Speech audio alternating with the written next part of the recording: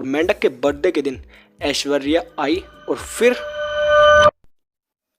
तो welcome back guys, welcome back to another video. और आज की वीडियो है प्यार की बारिश पार्ट 2। यानी मेंढक की कहानी अधूरी रह गई थी यार, अब उसको पूरा करना तो जरूरी है। तो अगर आपने इसका पहला पार्ट नहीं देखा तो उसको जरूर से जाकर देख लेना। तो आओ शुरू करते हैं। आइए देखते हैं, बैठकर मजा आएगा। अब गाइज मेंढक का बर्थडे था और मैं और इस कहानी का नया कैरेक्टर यानी हमारा तीसरा साथी जिसे हम अंडा कहते थे। अब अंडा इसलिए क्योंकि जब भी वो गंजा होता था ना तो उसका थोड़ा बिल्कुल अंडे जैसा लगता था।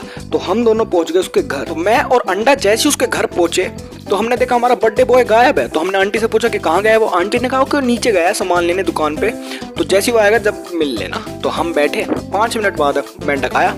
तो एज अ गुड फ्रेंड हमने वही किया जो हर दोस्त करता है। क्या सोच रहे हो, गिफ्ट दिया? ना ना ना ना, बर्थडे बॉम्ब्स भाई वो कैसे भूल सकते हैं। 14 साल का हुआ था और 14 साल को, मतलब वो नहीं कि अच्छे से तोड़ा यार, बर्थडे बॉम्ब्स दिए। तो अब गाइस केक काटने का टाइम आ चुका था। अब फाइनली उस चीज का वेट खत्म होता है जिस चीज के लिए मेंढक बहुत दिनों से तरस रहा था। ऐश्वर्या का फोन आता है, वो उसे हैप्पी बर्थडे बोलती है और बोलते कि मैं आ रही हूँ तुम्हारे घर थोड़ी देर में। अब भाई मेंढक की तो भाई 7वें आसमान पर होती है खुशी। और फिर 15 मिनट बाद ऐश्वर्या आती है अपने भाई के साथ।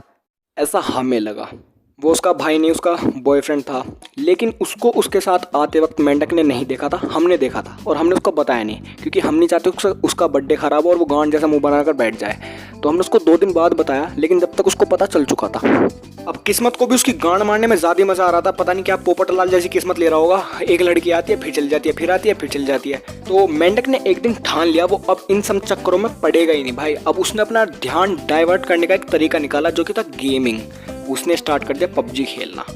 अब जानते हो भाई पबजी तो बहुत बुरी लत है, ठीक है, मुझे भी थी पर मैंने छोड़ दी। और फिर पबजी में उसने पैसे लगाने स्टार्ट कर दिए और घर वालों से तो 10 गालियां मिली ही मिली। अब मेंढक को ऐसा लगने लगा कि भैंचो दुनिया में वही एक आदमी है जिससे कोई प्यार नहीं करता। साला माँ बाप से भी ऐसी गलती हो कैसे सकती है, ऐसा सोच रहा था वो। तो इस वजह से मेंढक ने सबसे बातचीत करनी कम कर दी। अब वो साला इंस्टाग्राम के मोटिवेशनल पोस्ट पढ़ने लगा। अब कुछ इंसान होते हैं ना जो अपने आप को बहुत सुलझा हुआ मानते हैं, जिनके साथ सारी बुराइयां हो चुकी हैं और बिन मांगे एडवाइस देते हैं हर मामले में। अब मेंढक वो इंसान बन चुका था। तो मेंढक ने एक दिन 12 बजे मुझे फ़ोन करा और मुझसे सिर्फ एक सवाल पूछा, भाई तू क्या बनना चाहेगा? मैं कहा है? हे भगवान, ये क्या हो रहा है? मेहरबानी करके मुझे समझाइए, मेरी समझ में कुछ नहीं आ रहा है। तो मैंने भी वही कहा जो उस वक्त कहना चाहिए था। मैंने कहा भोसड़ी के सो जा। लेकिन मेंढक मेंढक ही रहेगा भाई। स्कूल में पता प्रवचन देने लगा हमें कि भाई पढ़ो पढ़ो लिखो और माँ बाप का नाम रोशन करो। मैं कहा हाँ समझ रहे हैं, लेकिन इतनी जल्दी नहीं करा, पढ़ो भाई पढ़ो, बोलने नहीं दे रहा। और बस मेरे दिमाग में सिर्फ एक ही बात चल रही थी उस टाइम, मेरा हाथ और उसका गाल। तो उसके प्रवचन सुनने के बाद तो मैंने भी कह दिया ठीक है भाई, एग्जाम्स आ रहे हैं, एग्जाम्स के बाद देख लेंगे कौन कितना पढ़ता है और कौन कितना माँ बाप का नाम रोशन करता है। तो एग्जाम्स हुए, एग्जाम्स खत्म भी हो गए और रिजल्ट के दिन सोचो उसके कितने नंबर आए होंगे। नहीं सोच पा रहे होंगे, मैं बताता। उसके आए 50% और मेरे 69। इस चीज़ के बाद मैंने सिर्फ एक चीज़ करी,